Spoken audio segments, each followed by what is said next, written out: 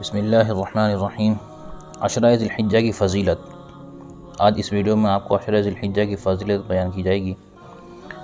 حضرت عبداللہ بن عباس رضی اللہ تعالی عنہ سے مروی ہے کہ رسول اللہ صلی اللہ علیہ وسلم نے ارشاد فرمایا، کوئی عمل اللہ کے نزدیک اس نیک عمل سے زیادہ پاکیزہ اور ثواب میں بڑھا ہوا نہیں ہے کہ انسان جس کو عید الاضحیٰ کے پہلے 10 دنوں میں انجام دیتا ہے۔ پوچھا گیا کہ کیا جہاد بھی نہیں؟ فرمایا جہاد بھی نہیں، ہاں یہ کہ کوئی آدمی جان مال لے کر نکلے اور دونوں کو اللہ کے راستے میں لگا دے۔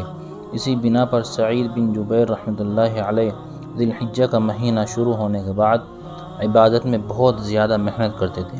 شعب الایمان۔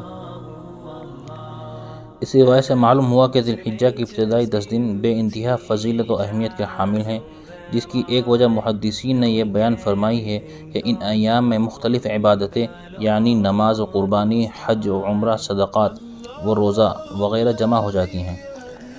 گویا کہ ہمیں یہ بات معلوم ہو گئی کہ ان 10 دنوں میں ہم کوئی بھی نیک کام کریں، نماز پڑھیں، روزہ رکھیں، تہجد پڑھیں، صدقہ خیرات کریں، کوئی بھی نیکی بھلائی کا کام کریں تو اس کا ثواب دوسرے دنوں کے بنسبت زیادہ ملتا ہے۔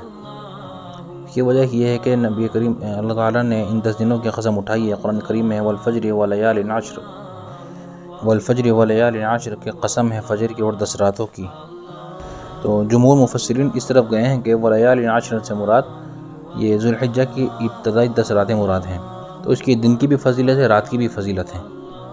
اللہ تعالیٰ ہمیں ان 10 دنوں میں بے انتہا زیادہ سے زیادہ نیک کام کرنے کی توفیق عطا فرمائے۔ آمین۔ وآخر دعوانا الحمد للہ رب العالمین۔